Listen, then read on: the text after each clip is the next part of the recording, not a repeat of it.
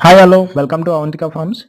ఏదైతే 18 కొత్త ట్యాంకులు మనం యాడ్ చేసాం కదండి, వాటిని ఫిషెస్ వేసుకునే ముందు ఎలా రెడీ చేసుకోవాలని, అలాగే తీసుకోవాల్సిన జాగ్రత్తని చెప్తున్నాను అనమాట. ఇది కంటిన్యూషన్ వీడియో నిన్నటి వీడియోకి.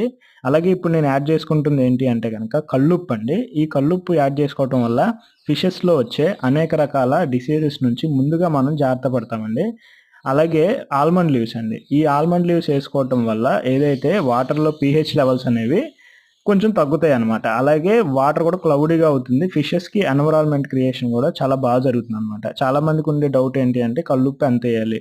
ఒక 40 లీటర్లకొచ్చేసి 4 లేదా 5 టేబుల్ స్పూన్స్ యాడ్ చేసుకుంటే సరిపోద్దండి. ఎక్కువైనా పర్లేదు, తక్కువైనా పర్లేదు.